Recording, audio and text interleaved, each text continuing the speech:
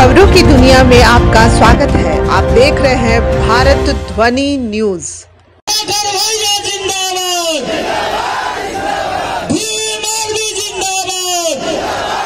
ये जिंदाबाद के नारों से खुश नहीं हुआ करते हैं। ये जिंदाबाद के नारे आपको खुश करने के लिए होते हैं, इनसे खुश नहीं होना है। खुश तब होना है जब जिंदाबाद जैसा काम यहाँ पे होगा। नाम क्या है आपका? डॉक्टर रामकृष्ण जी। जब यहाँ ऐसा काम होगा जिंदाबाद वाला तभी खुशी होगी। नारे तो मैं बहुत सुनता रहता हूँ, नारे सुन के मैं खुश नहीं होता और आलोचना सुन के मैं दुखी नहीं होता। सीख सीख के आगे बढ़ी। इस प्रदेश की भी और इस देश की तीनों की जिम्मेदारी है। समझ आई? किस किस की जिम्मेदारी है? समाज की जहां पैदा हुए, अपने प्रदेश की और देश की, सबकी जिम्मेदारी है। ये नीला पटका पहनने से काम नहीं चलेगा। जो आज बता रहा हूं, अगर इस पे काम करोगे तो कामयाब हो जाओगे, वरना सब जीरो हो जाएगा। याद रखना मेरी बात, ठीक है? मैं तुम्हें बहुत मीठी मीठी बातें नहीं सुना सकता, जो कड़वी सच्चाई वही बता सकता हूं। नीम कड़वा होता है लेकिन फायदेमंद होता है, इसलिए मेरी बात पे गौर करना। देखो, गर्मी तुम्हें लग रही है, मैं समझता हूं, लेकिन ये समझो हम किसान कमेरों की औलाद हैं। हमारे तो बड़ों ने इस गर्मी को सहा है।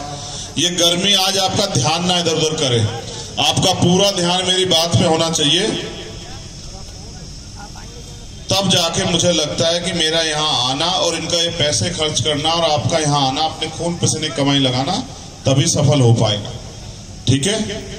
कोई बहुत अच्छी बात लगे खूब कोई ताली मत बजाना, कोई बहुत बुरी बात लगे कोई अफसोस मत करना, बस सुनना।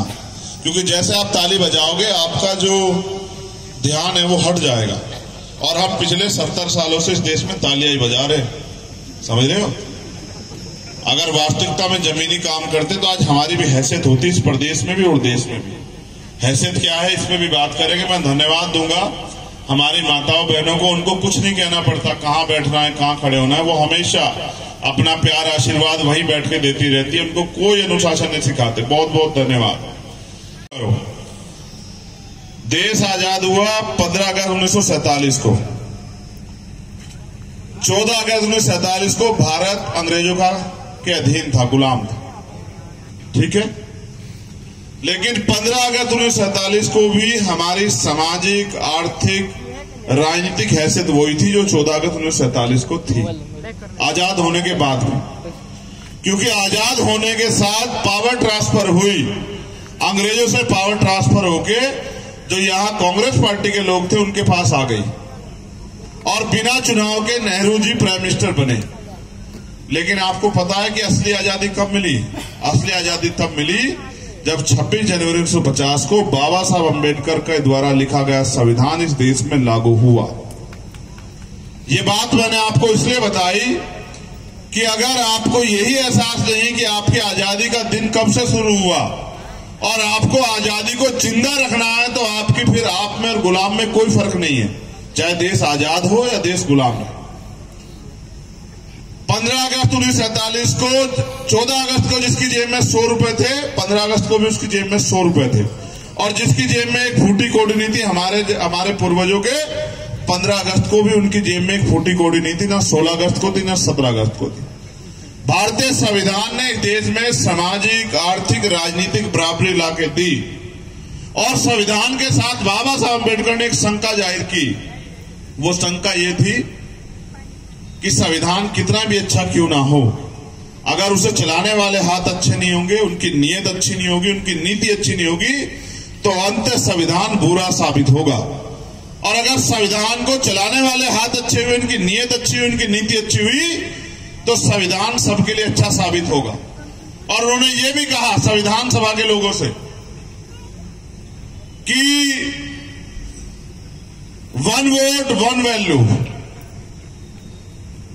इससे राजनीति में बराबरी तो आ जाएगी। 1 वोट बाबू जगदेव प्रसाद कुशवाहा, जननायक कपूरी ठाकुर, प्यारेलाल यादव, पेरियर रामास्वामी नायकर और वो महानायिकाएं जिन्होंने अपने प्राणों का बलिदान देके हमें अपने पैरों पे खड़ा किया। मां सावित्रीबाई फूले, मां अहिल्याबाई होलकर, मां झलकारीबाई कोरी, मां फातिमा शेख, उन सबको भी मैं नमन करता हूं और गर्मी बहुत है, मगर मेरी जिम्मेदारी है कि जब मैं यहां आया हूं तो आपको कोई बात समझाऊं। सबसे पहले मैं अपनी जो मुझे दुख हो रहा है उसके बारे में मैं आपको बताता हूं। पिछले काफी समय से, 1 महीने से ज्यादा हो गया, दिल्ली में प्रोटेस्ट चल रहा है। महिला पहलवान धरने पे बैठी हुई है क्योंकि उनके साथ अन्याय हुआ है और पूरे देश के लोग उनका समर्थन कर रहे हैं। आरोप जिन पे है वो सरकार के एक सांसद हैं गोंडा से, ब्रजभूषण शरण सिंह। पूरी सरकार लगी हुई है उनको बचाने के लिए। मैं लंबे समय से वहां आंदोलन में था क्योंकि हमारे सम्मानित लोगों ने अपनी मेहनत की कमाई से ये रैली की व्यवस्था की। लंबे 2 महीने पहले लगभग प्रोग्राम की डेट तय हुई थी, तब प्रोटेस्ट भी नहीं चल रहा था। आज मुझे यहां आना था, लेकिन जब मैं यहां आया मेरी गैर मौजूदगी में सबसे बड़ा दुख ये हुआ कि आज पुलिस ने सरकार के इशारे पे उन बच्चियों को खूब पीटा। जो महिला प्रोटेस्टर वहां बैठी थी, महिला पहलवान वहां बैठी थी, वो पहलवान जिन्होंने देश में, दुनिया में भारत का नाम रोशन किया, उनको पीटा। वो जो टेंट था उसको उखाड़ दिया, उनको सबको उठा कर डिटेन कर दिया। भीम आर्मी आजाद समाज पार्टी के बहुत सारे वरिष्ठ नेताओं को जो दिल्ली में रहते हैं उनको गिरफ्तार कर लिया। मेरे मन में ये पीड़ा हो रही थी कि भाई मैंने उन बहनों से वादा किया था, लेकिन आज मैं यहां हूं और सरकार ने मेरी गैर मौजूदगी का फायदा उठाया। अगर मैं वहां होता तो सरकार चाहे कितना जोर लगा लेती, लेकिन उन बहनों को पीटने की हिम्मत नहीं कर पाती। सरकार जानती है इसका। लेकिन मुझे इस बात का दुख है क्योंकि मुझे यहां आना था, आपने मेहनत की थी, आप जुटे थे, आपके सम्मान का ख्याल रखना था। वहीं उन बहनों को दिया हुआ वचन भी मेरे याद है। मुझे आज इतनी तकलीफ हो रही है कि आप देख रहे होंगे मंच पे, मैं तब से फोन ही चेक कर रहा हूं कि जितना अन्याय आज दिल्ली में हुआ। जो किसान आ रहे थे उनको अरेस्ट कर लिया, जो महिला किसान आ रही थी उनको अरेस्ट कर लिया, कहीं पत्थर लगा दिए, कहीं कांटे लगा दिए, कहीं लाठीचार्ज कर दिया। मेरा मन सच में नहीं हो रहा था कि मैं यहाँ 1 मिनट भी रुकूं। मैं सच कह रहा हूं, मैं अब अगर मेरे पास साधन होते यहां से वहां पहुंचने के तत्कालिक, तो मैं आपसे हाथ जोड़ के चला जाता, क्योंकि मैं आपके बीच तो बाद में भी आ जाऊंगा। लेकिन जहां बहन बेटी के सम्मान की बात हो और वहां चंद्रशेखर आजाद ना हो, तो इस बात को शायद मेरा जमीर, मेरा मन स्वीकार ना कर पाए। तो ये दर्द मुझे था, मुझे आपसे बताना भी था कि मैंने अभी एक ट्वीट करके आपके साथ बैठे वादा भी किया कि जहां से टेंट उखाड़ा वहीं चलेगा आंदोलन, और सरकार गलतफहमी में न रहे। मुकाबला याद रखे, किसान कमेरों से है, दिमाग ठीक कर देंगे पूरी सरकार का, अगर सरकार का दिमाग खराब हो जाए तो मैं जल्दी वहां लौटूंगा उनके बीच, और फिर से वो आंदोलन वहीं चलेगा और वो आंदोलन हम लोग जीतेंगे। अब मैं एक टॉपिक पे भी मुझे बात करनी है। पहले मैं अपने सम्मानित नेताओं से भी कुछ कहना चाहता हूं। जितनी जोर जोर से आप लोग मंच पे भाषण देते हैं ना, ये तो बहुत अच्छी बात है कि बाबा साहब अम्बेडकर, माननीय काशीराम साहब के आंदोलन से हम लोग बोलना तो बहुत सीखे। अगर इतनी जिम्मेदारी से आप गांव देहात में जाके अपनी बात रखने लग जाओ तो शायद ये समस्याएं कम हो जाए, जिन समस्याओं के लिए आप यहाँ तो मैं बैठा बैठा 2.5 घंटे से मैं ही परेशान हो गया कि अब तो मौका मिल जाए मैं अपनी बात रख दूं, अब तो मौका मिल जाए मैं अपनी बात रख दूं। मैंने रोक के रुकवाया इनको कि रोक दो रे मैम, अभी लोग परेशान हो रहे हैं, इनको घर भी जाना है, धूप हो रही है, इनकी परेशानी समझो। आप काम बहुत करते हो, मेरा आपसे अनुरोध है, जो हमारे प्रदेश कमेटी के लोग हैं, इसी बात को लेके आप गांव देहात में जाओ। गांव देहात में एक बड़ा समाज रहता है, जिस दिन वो तैयार हो जाएगा आपकी आधी लड़ाई खत्म हो जाएगी। ठीक है, इसलिए मेरा आपसे आग्रह है, ये सब लोग आप कितनी भी अच्छी बात करो, वो आपकी बात को इग्नोर करके सुनेंगे मेरी बात को, क्योंकि आप तो मुझे सुनने के लिए आए हैं। ठीक है, इसलिए मैं आपसे आग्रह कर रहा था कि भाई कम बोलो और ज्यादा एनर्जी, क्योंकि आप अगर यहाँ अपने पैरों पे खड़ा होना चाहते हो तो ज्यादा एनर्जी जाके गांव में लगाओ, कस्बों में लगाओ, छोटी छोटी मीटिंग करो, लोगों को तैयार करो, लोगों को समझाओ कि आज हालात क्या है। ठीक है, टॉपिक बहुत अच्छा है, उस पर भी बात करेंगे, लेकिन मुझे आपसे ये कहना है, मैं बैठा जी की बात को आगे बढ़ाता हूं। वो जिक्र कर रहे थे 1930 के करीब का। देखो, देश आजाद हुआ 15 अगस्त 1947 को। कब हुआ? लालसा था कि बहुजनों को सिर बड़े भाई चंद्रशेखर आजाद जी को मैं गढ़वा की धरती पर लाने का, गढ़वा की धरती से हमने पूरे झारखंड में फैलाने का काम किया और 28 मई 2017 को से मैं हार्दिक अभिनंदन करता हूं। साथियों, आप लोग मालूम है कि 28 मई 2017 को जब मानवादी समाज को लोगों ने बड़े भाई माननीय चंद्रशेखर आजाद जी जब जुर्म अत्याचार के खिलाफ साहेबगंज में उन्होंने आंदोलन शुरू किया, संघर्ष किया, तो उन्होंने मानवादी समाज को लोगों ने जेल में डालने का काम किया था। उस वक्त हमने सुना और गढ़वा धरती पर जब बड़े भाई जेल में थे, इस गढ़वा धरती पर का काम करेंगे।